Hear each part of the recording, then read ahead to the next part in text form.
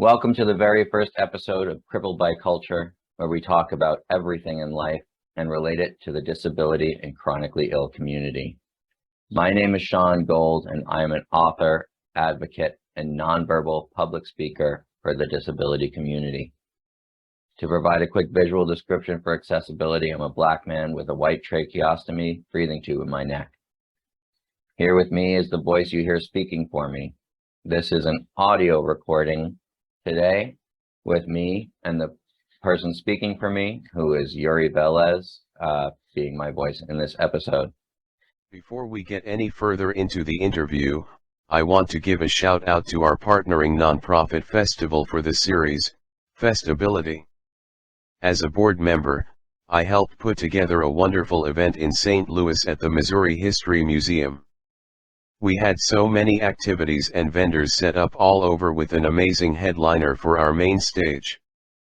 Getting to do this event was a dream come true. It is the best event in St. Louis to celebrate your disability unapologetically. Make sure you come out later this year.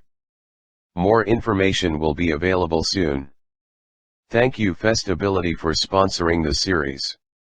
Now, back to the show. Today we are talking about the intersections of disability and school accessibility and accommodations. Now let's get to today's amazing guest, Brittany J. Patrick. Brittany Patrick is a doctoral candidate in the Department of Special Education at the University of Maryland College Park.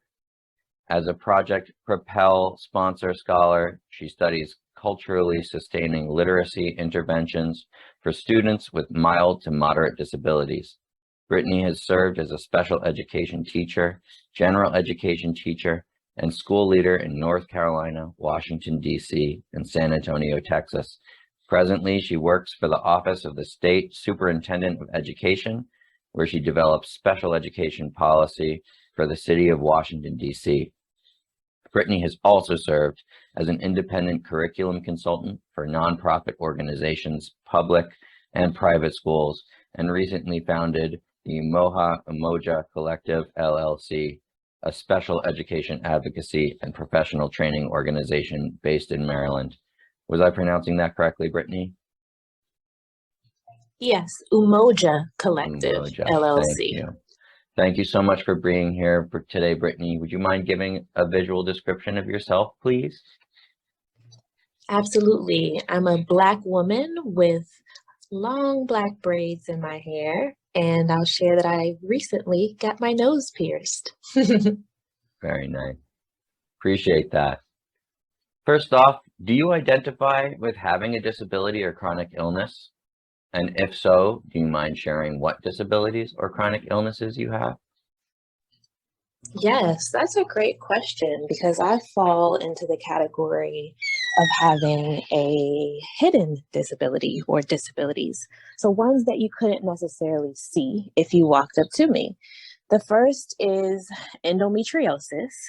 Endometriosis is a disability that causes chronic pain.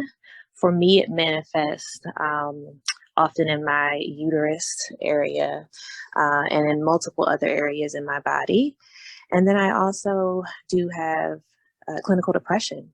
And so both of those are what I walk through life with. Thank you. How old were you when you were diagnosed? And do you feel like there are other things going on that have not yet been diagnosed? That's also such a good question.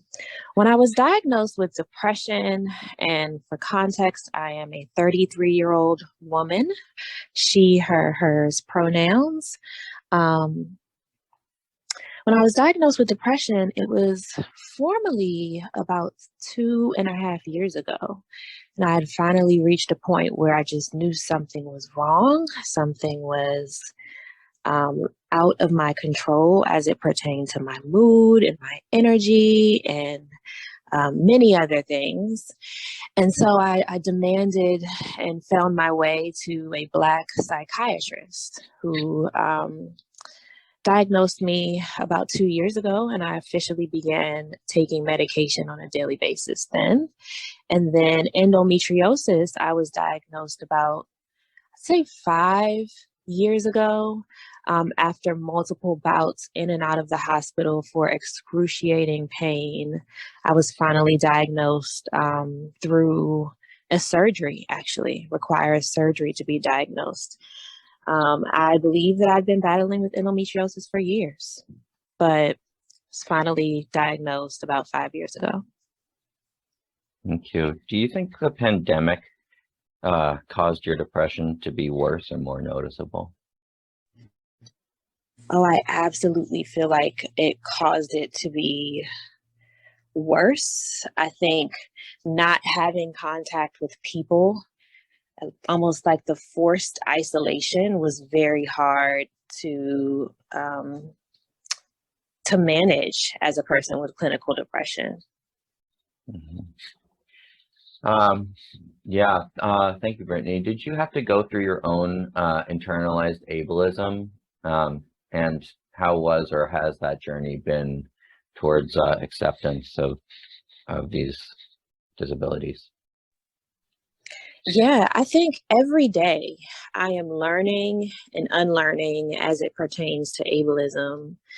I am, I had to come to the realization that even though my disabilities are not visible disabilities, that they absolutely do impair my ability to access so much on the day to day. And I think it forced me to, one, have grace for myself in that way, but also continue to be committed to learning and unlearning ways that we can make our way. Thank you. Absolutely. I have the most amazing therapist. And right now, the approach that I am engaged in is one called internal family systems therapy. Can you tell us more about what that is? Absolutely.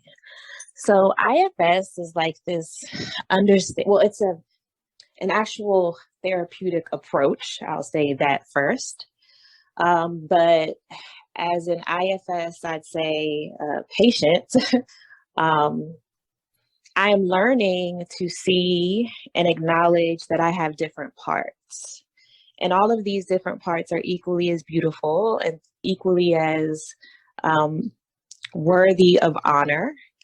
But these parts kind of influence how I show up in the world every day, how things make me feel. And so through IFS, it's an approach that really allows you to reflect and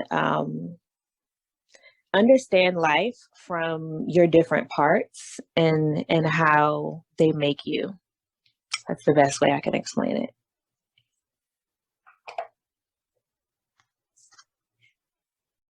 This episode is going to be still about school, but this is such an important topic for our community. Can you talk more about how one can find accessible therapy? Absolutely. So I really want to shout out Taraji P. Henson's Boris L. Henson Fund. That's one place to search. Another place, I really love Therapy for Black Girls. And quite frankly, both of those places have funds at certain times where they will support funding. So those are the two main options that come to mind.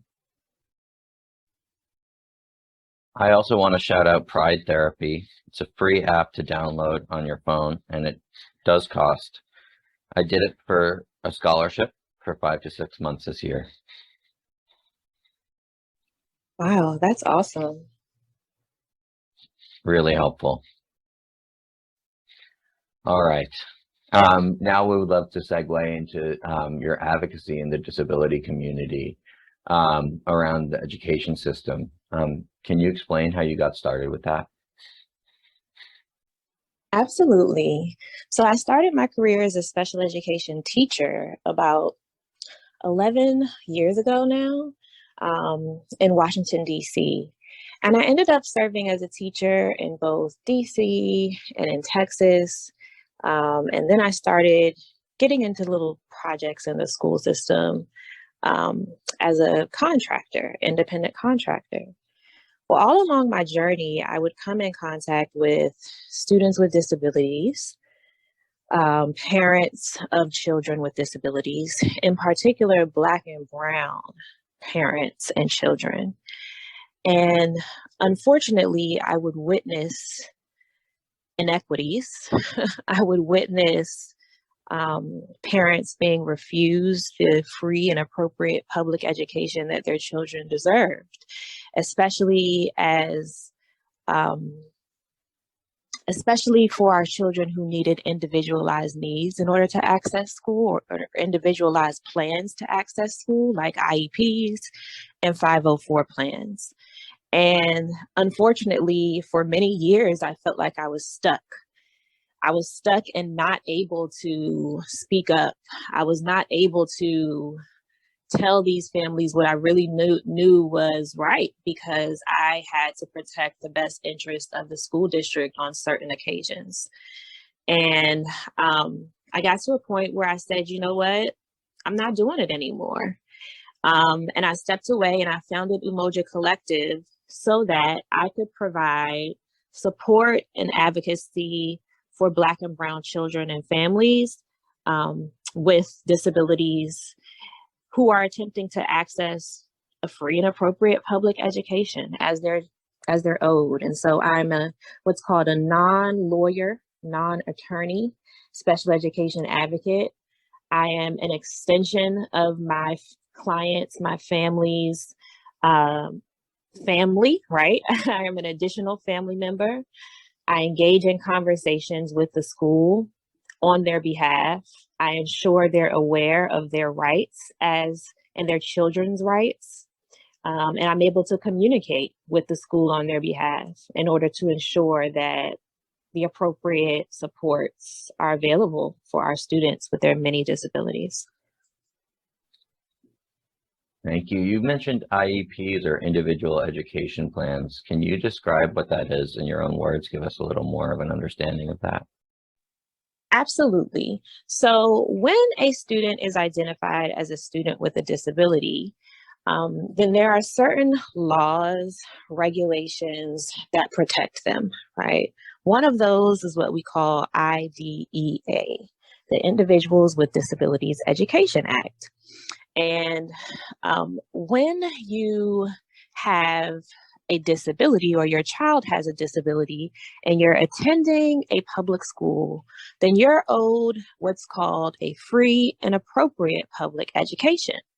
Now, we know that sometimes when a child may have a disability of any sort, that may impact what that education needs to look like for them in order for them to access the appropriate learning.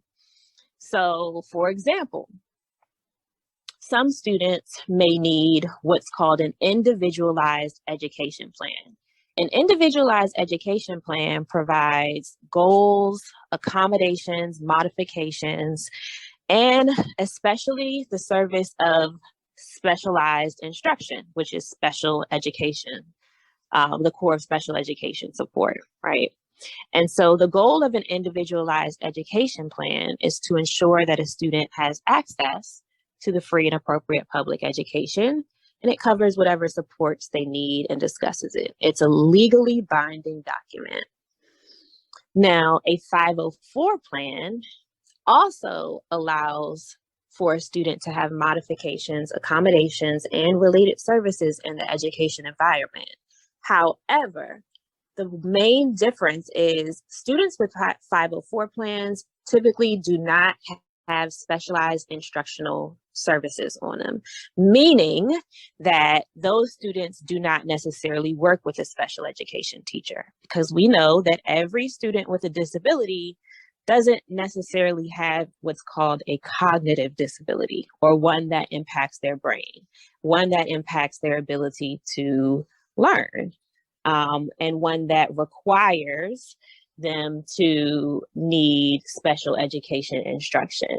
And so for students that don't necessarily need special education instruction, sometimes they may have a 504 plan in place. For those that typically do need specialized instruction, as well as the other accommodations and modifications that are available to them, then they will typically have an IEP, or individualized education plan. Right. Can you talk about what rights they have as well in more detail? Absolutely. Thank you. Absolutely. So I do want to say that, first of all, I'm not an attorney. And so this is not, I'll give the disclaimer because that's really important, that this is not at all legal advice. But the primary term is a free and appropriate public education. So in particular, a student with or who is attending or a school that receives public funding, they are, for example, required to have access to almost anything they need in order to engage in learning and instruction. So an example of things that a student may need are speech and language therapy services, right? So some students need speech and language therapy services in order to grow, right, at an expected rate, and or ensure that they're able to access instruction along with their peers. Others may need transportation, right, to and from school. That is what we call a related service, and people who have children with disabilities with access to public education, you are owed that service if the IEP team agrees that it's needed for them to access instruction, right? So they have so many different modifications, accommodations that exist in the world, right? And then we're getting more creative and innovative every day to meet the unique needs of kids. But students with disabilities have a right to a free and appropriate public education, including one that is individualized to their specific needs. I love how you automatically started explaining some things that I had planned to ask, but education is such a huge thing, and there are so many aspects. Yuri is also working in the education as a middle school administrator. What rights are in place for parents, students, and their one-on-one TA? That is such a great question, Sean. So here I want to talk about something called procedural safeguards. So procedural safeguards are basically a set of federal and state-based rules and laws that are in place to protect the rights of parents, but also their children with disabilities. So IDEA, that federal law that I mentioned earlier, right? It actually requires, one of the things it requires is for states to have what's called procedural safeguards in place. Now, procedural safeguards, they detail like what school systems, like timelines have to be followed. They detail if a parent disagrees with the school system when they have a child with a disability, whether they think their child may need more, their child may need less, their child may need something different. The procedural safeguards walk parents through what exactly they need to do in order to communicate with the school and express disagreement. And so most, I would say, of those rights are covered within the procedural safeguard packet, and every parent who is a parent of a child with an identified disability must receive a copy of these procedural safeguards at least once on an annual basis. And so if there are any parents listening and you're like, I don't know if I've gotten those, go ahead and send an email to your school and ask them for a copy of your procedural safeguards, because they might be a little different from state to state in terms of certain timelines. However, for the most part, they will area you were going to advocate, teach, and promote change in. Why was K through 12 schooling the one that moved you most? Absolutely. I think first because I am an elementary school teacher at heart, and I always will be. That's how I started my career as an elementary special educator. And I spent really all of my time on the ground, I say on the ground of public schools in multiple districts in grades K through 12. And so that is kind of why I decided to focus my efforts on that population. And at what age should a student who is mentally capable of understanding? So legally, the number is 14 years of age when schools and or usually around the 8th or 9th grade year, when schools actually have to legally invite the student to the IEP meetings. However, I'd say a student should express in writing to their IEP team, to their case manager, as early as possible. If you're a student who's in the 5th grade and you're like, hey, I want to be a part of these meetings. If you're in the 3rd grade, I want to be a part of these meetings. Why not say that? Because having that in writing will hold the school accountable. And what type of questions? Sorry, you can go ahead. I was going to say, hold the school accountable to including you in that meeting. Mm-hmm. I just did a video. I don't know if you saw it, but I explained the difference between the IEP and 504.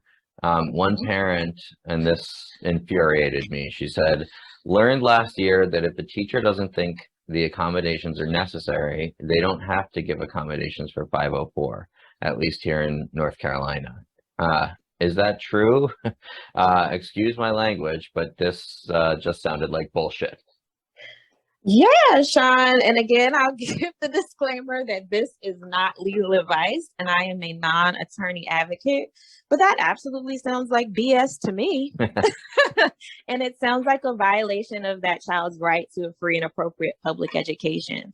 So if I was that mom, then I'd put my concern in writing. I'd make sure I include the date and any specific details around who was involved in that conversation. And I definitely probably would email that to someone in the district. Mm-hmm. That's exactly what I said. Speaking of which, how can you explain the difference? You started to a little bit, but can you go into detail a little more about the difference between a 504 and an IEP and how you determine which is better for your students in K through 12? Absolutely. Yeah, this is such like a common question. And what I'll say is that a 504 plan, it provides accommodations to access the curriculum. And the accommodations don't necessarily have to be time with a special education teacher. That's my best way to put it, which is called specialized instruction. Some students absolutely need accommodations, but not necessarily instruction from a special education teacher, right? And so for those students, for example, I might simply need the accommodation of a different type of writing utensil based on how I need to hold a utensil, right? Or I might need access to a different form of speaking, right?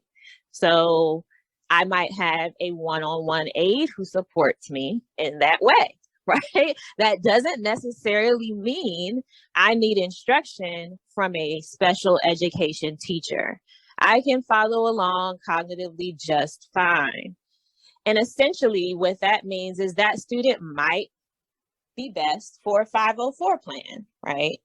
Now, on the other hand, you have students who may also need what's covered on a 504 plan, but they also need time with a special education teacher, either in the classroom or out of the classroom.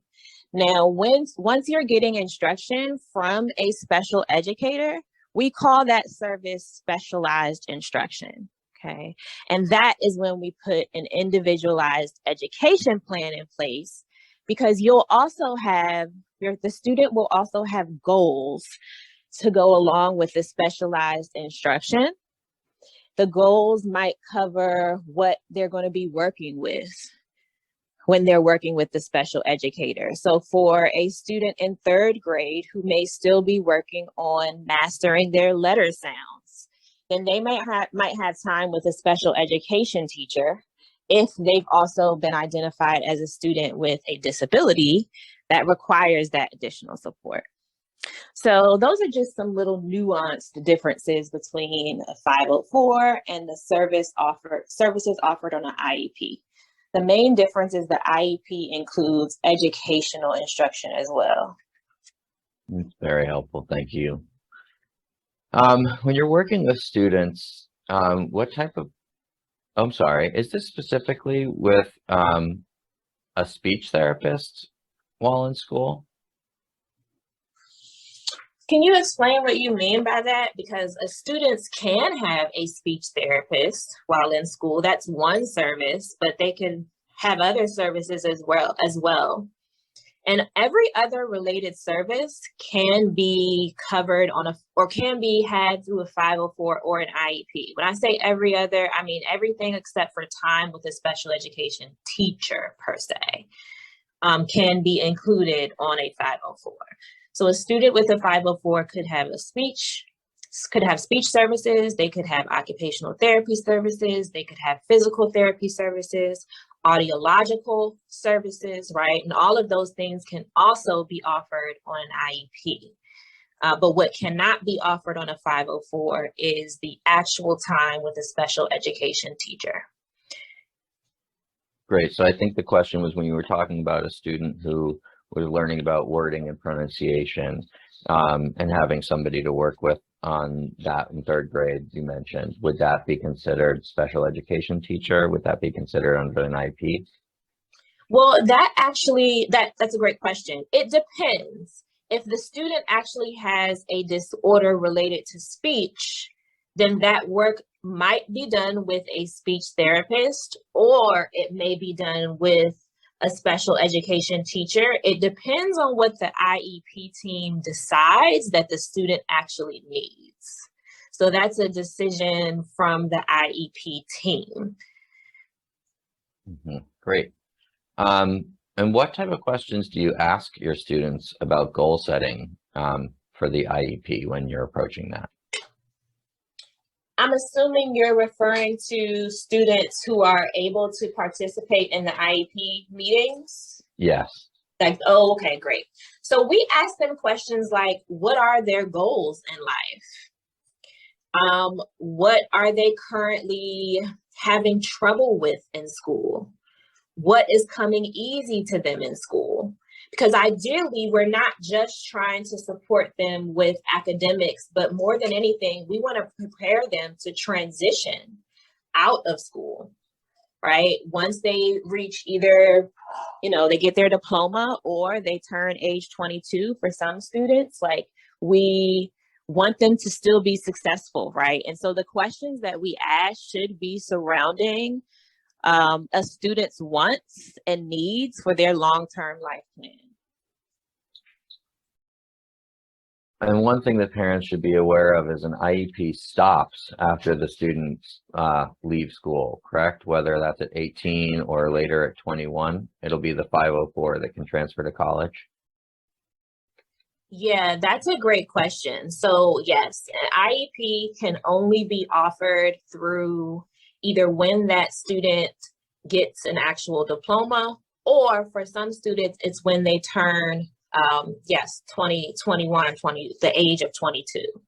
And so it is important to know that when a student is transitioning to college, if they have an IEP, then you can still use that IEP as documentation to show that a student needs accommodations at the collegiate level. However, it will become a 504 plan. And so some of those services like speech or physical therapy will no longer be offered through the plan.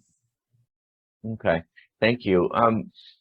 Speaking of transitioning to college or life, there are two services you can and get in place. Can and should get. Can you explain what those are and what that process is like? I will say is for students who are receiving public education, as you are having IEP meetings, as you are getting closer to graduation, your school district can and should be inviting the local and or state rehabilitation professionals, right? That way they can work together to ensure that your transition to services that will be offered by the state, like vocational services, work and employment, housing, all of that stuff, so that they can ensure it will be a smooth transition. And so I am most familiar with vocational services at the state level. So whatever state you're in, you can literally type in, I'm in Maryland, so I'll type in Maryland State Vocational Supports, right? And you can kind of see what services are offered there. So once you're in college, you absolutely have access to those services. I sadly did not get VR until my senior year. So I'd recommend way sooner so you don't have to rush like we did. Absolutely. And sometimes those services, correct me if I'm wrong, Sean, but I believe those services can also even support with transportation. Yes and no. They'll pay for modifications on vehicles, but not purchasing vehicles or vans. Okay, thank you. All right. So I recently did a speech talking about what I refer to as modern day segregation by abilities. What are your thoughts about that? How can that improve? I think it's all about district's part. At the end of the day, we have been okay with having inaccessible, and that's because many people don't know that even after the Civil Rights Act was put into place, that did not include people with disabilities for many years after. And so oftentimes disability is the last conversation that we want to have when it comes to having conversations of race, equity, and inclusion. And so when we're talking about moving away from segregation, we have to start moving disability to the top of the conversation, right? How can we ensure that students can and are educated with their peers to the maximum extent possible? Legally, we call that the least restrictive environment.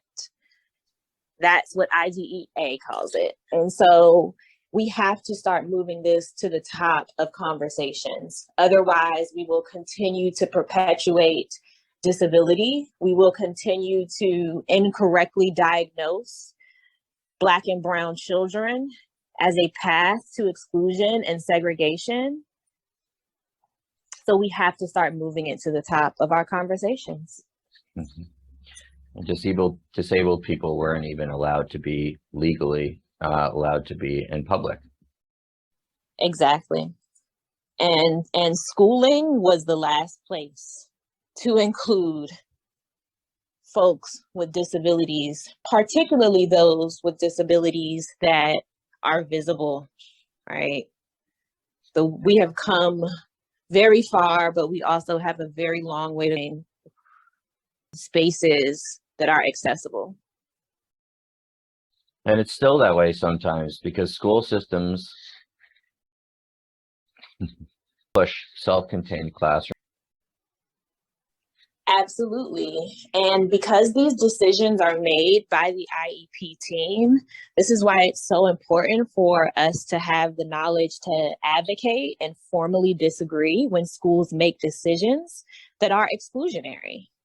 This is why it's important for us to ensure that procedural safeguards, parents' rights, are actually able to be understood by them, right? Because otherwise, then we are just continuing and perpetuating the exclusion without requiring schools to be held accountable to being innovative around how we can support them, support all kids and support them. All right, great. Thank you so much, Brittany. What do you know about the program Charting the Life course? And how can it be beneficial? Oh, I actually don't know anything about it. Could you tell me?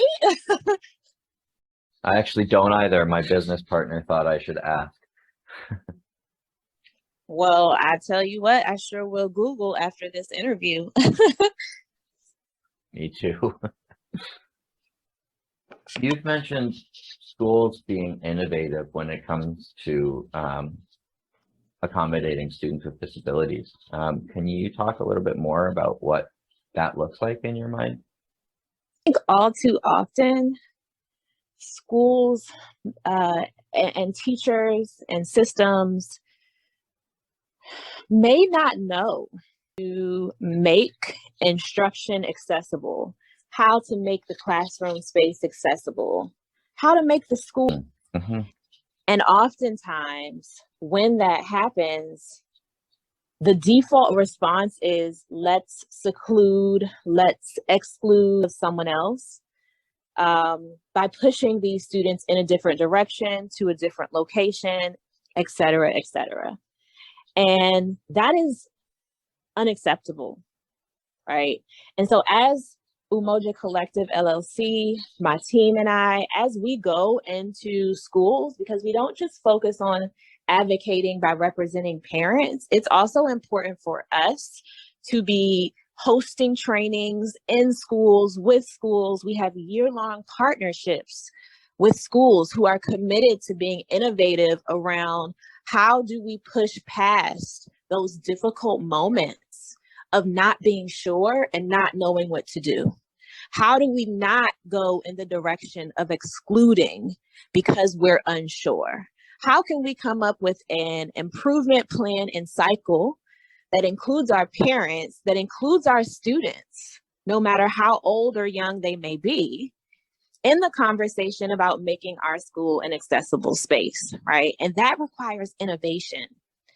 And so when I talk about innovation, which is one of Umoja Collective's core values, in relationship with, this whole topic of special education, it is a required component of serving students with disabilities. We must be innovative in our approach to meeting their needs. Full stop, no delay. If we're going to have conversations about race and equity and inclusion and justice, we cannot continue to push students away, push them off, because we're just too lazy to be innovative.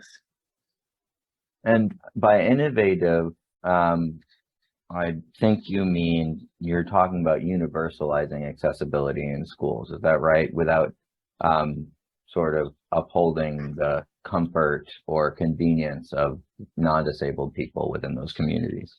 Absolutely, absolutely. So I'm talking about learning that is universally designed, and learning spaces that are universally designed for accessibility.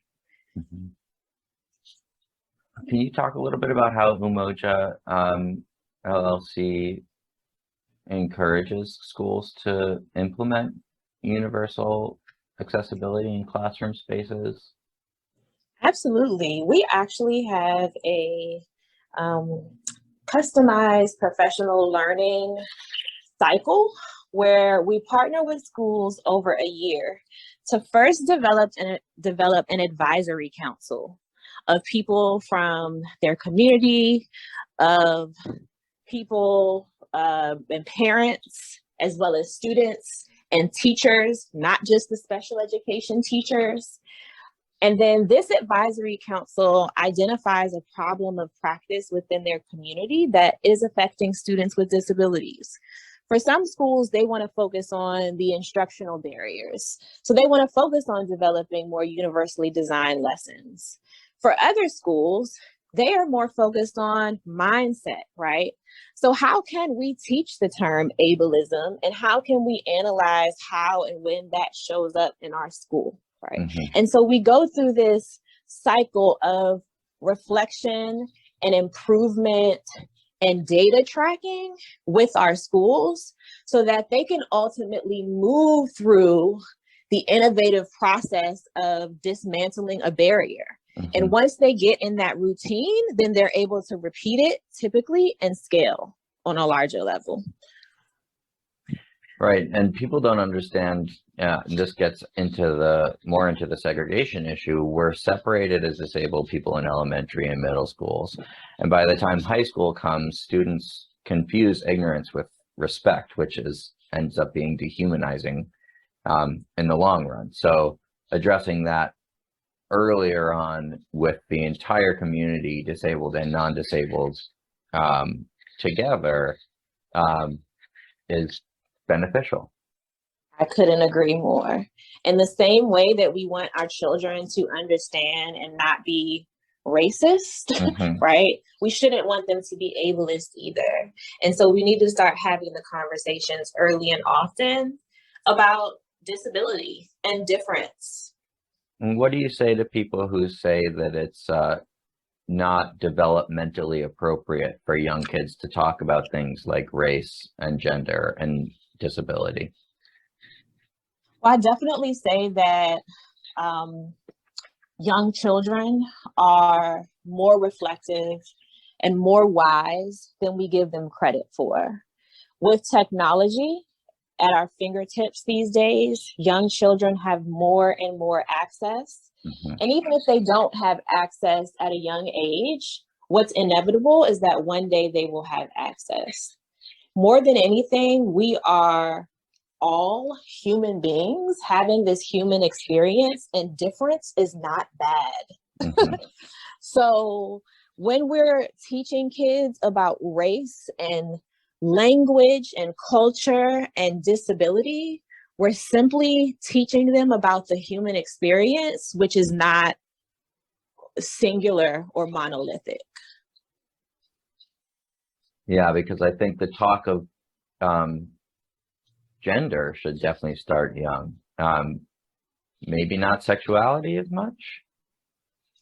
I think gender, sexuality is all a part of that same human experience. And so I encourage children's books that expose children to the lived experiences of different people, whether that be gender, whether that be sexuality, identity. It exists, difference exists, Mhm. and I encourage it. Right, especially now with families with same-sex parents, et cetera, et cetera. Absolutely, absolutely. All right, Brittany, what did I miss? Is there anything I missed that you'd love to share with us today? I think more than anything, I want to encourage parents to speak up. I want to encourage parents to ask, to put things in writing when they're communicating with their school systems and school districts, and then to search the free legal resources that may be available within your community and your state, should you need them in matters of education. Great. Do you have any resources that you can post it on and share it with our listeners? Well, the resources really differ by state, but I would definitely encourage folks checking out understood.com. There are lots of good resources there. There is also a council of professional advocates and parents, right? COPA. It's worth maybe getting hooked up with them. And then you can always go on the U.S. Department of Education's website to see their newsletters and happenings that relate to children with disabilities so that you can stay informed. Amazing. All right. Well, thank you so much for coming on and having this conversation with me, Brittany. I hope you've enjoyed this as much as I did. I appreciate the insights that you provided so much. If people wanted to connect with you and support the work that you do, where can they do that? Absolutely. You can check us out at www.umojacollective.net. We're also on Instagram at Umoja Collective LLC.